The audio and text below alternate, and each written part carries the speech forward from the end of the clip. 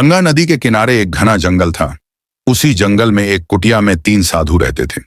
वे तपस्वी दिखते थे, लेकिन उनकी साधना का रहस्य कोई नहीं जानता था। गांव के लोग उन्हें दिव्य पुरुष मानते थे। रोज सुबह वे गंगा स्नान के लिए जाते, फिर अपनी कुटिया में लौटकर पूजा पाठ में लीन हो जाते। परंतु इन साधुओं की एक काली सच्चाई थी जिसे कोई नहीं जानता था। कुटिया के पास ही एक छोटा सा गांव था, जहां एक गरीब किसान की बेटी महिका अपनी मां के साथ रहती थी। महिका की सुंदरता की चर्चा पूरे गांव में थी। बड़ी बड़ी आंखें, घने काले बाल और दूध सा उजला रंग। कोई भी उसे देखता तो एक पल के लिए ठहर जाता, पर यह सौंदर्य ही उसकी सबसे बड़ी मुसीबत बन गया था। एक दिन उसकी मां बहुत बीमार पड़ गई। घर में पैसे नहीं थे और गांव के वैद्य ने कह दिया कि अगर सही समय पर इलाज न मिला तो उसकी मां की जान जा सकती है। महिका बेबस थी। उसके पास न कोई जेवर था, न कोई सहारा।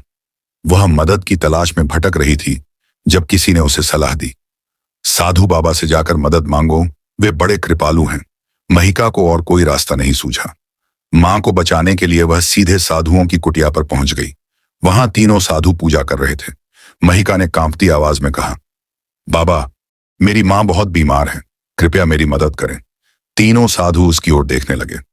कुछ पल की चुप्पी के बाद सबसे बड़े साधु ने मंद मंद मुस्कान के साथ कहा, बेटी, हम तेरी मदद जरूर करेंगे, पर बदले में तुझे भी हमारे लिए कुछ करना होगा।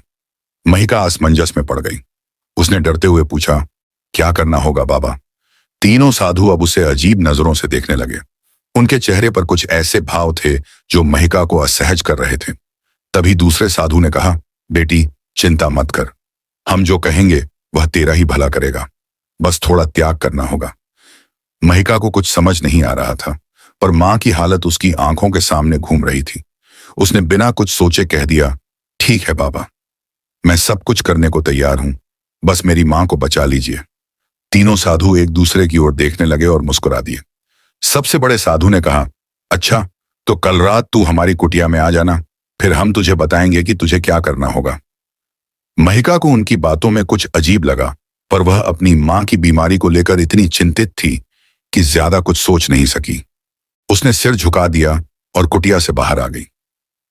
रात के अंधेरे में जब पूरा गांव सो रहा था, महिका अकेले साधुओं की कुटिया की ओर बढ़ रही थी। उसे नहीं पता था कि उसके साथ क्या होने वाला है। उसके कदम भारी हो रहे थे, लेकिन उसके पास और कोई रास्ता नहीं था। मां की बिगड़ती हालत और गरीबी की बेबसी उसे हर डर से बड़ा लग रही थी। ठंडी रात में जंगल के बीच वह अकेली साधुओं की कुटिया की ओर बढ़ रही थी। घना अंधेरा था, चारों तरफ सन्नाटा पसरा हुआ था और दूर कहीं जंगली जानवरों की आवाजें आ रही थीं। जैसे ही वह कुटिया के दरवाजे पर पहुंची, भीतर से धीमी धीमी मंत्रों की आवाज आ रही थी। महिका ने कांपते हाथों से दरवाजा खटखटाया। दरवाजा चरमराता हुआ खुला और भीतर का दृश्य देखकर महिका थोड़ी घबरा गई। कुटिया के अंदर दीपक जल रहे थे। चारों तरफ अगरबत्तियों की सुगंध फैली हुई थी और बीच में तीनों साधु पालथी मारकर बैठे थे। सबसे बड़े साधु ने मुस्कुराते हुए कहा, आ गई बेटी, बहुत अच्छा। महिका धीरे धीरे अंदर आई और सिर झुका लिया। उसकी सांसें तेज चल रही थीं। दूसरे साधु ने कहा, डर मत बेटी, हम तेरे भले के लिए ही तुझे यहां बुलाए हैं। तुझे तो पता ही है कि बिना त्याग के कुछ नहीं मिलता। महिका ने सहमते हुए पूछा, बाबा, मुझे क्या करना होगा? तीसरे साधु ने अपनी आंखें बंद की और गहरी आवाज में कहा, तू धन की भीख मांगने आई है, लेकिन यह साधु सिर्फ धन नहीं देते। यह जो कुछ भी देते हैं वह प्रसाद होता है, और प्रसाद पाने के लिए तन, मन और आत्मा से समर्पण जरूरी होता है। महिका को अब उनके इरादे साफ दिखाई देने लगे थे। उसके अंदर डर और गुस्से की लहर दौड़ गई, लेकिन मां का चेहरा याद आते ही उसने खुद को शांत किया।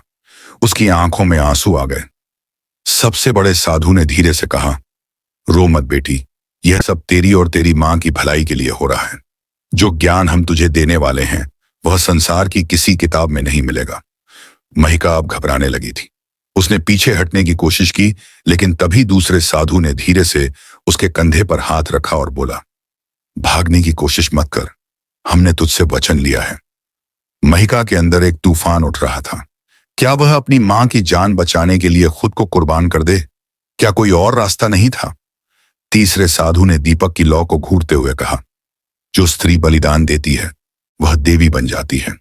तू भी एक देवी बन जाएगी बेटी। महिका की आंखें जलने लगी थीं। उसने एक गहरी सांस ली और अपनी किस्मत के आगे झुकने को तैयार हो गई। तीनों साधु उसे गहरी लालची नजरों से घूर रहे थे। लेकिन तभी महिका के अंदर एक अलग ही भावना जागी। क्या वह इतनी कमजोर थी कि अपनी अस्मिता का सौदा कर ले? अचानक उसकी आंखों में एक अलग ही तेज आ गया। उसने झटके से अपनी कलाई छुड़ाई और कुटिया के कोने में रखे जलते दीपक को उठा लिया। रुक जाओ। महिका की आवाज अब कांपती हुई नहीं थी। तीनों साधु चौंक गए।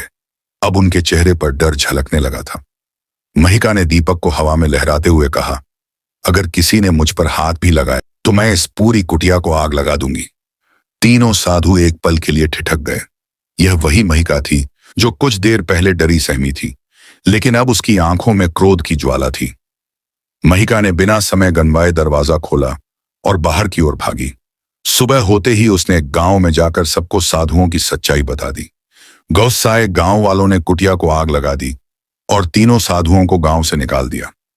उस दिन के बाद महिका को सिर्फ अपनी मां की बेटी नहीं, बल्कि साहस और आत्मसम्मान की प्रतीक माना जाने लगा।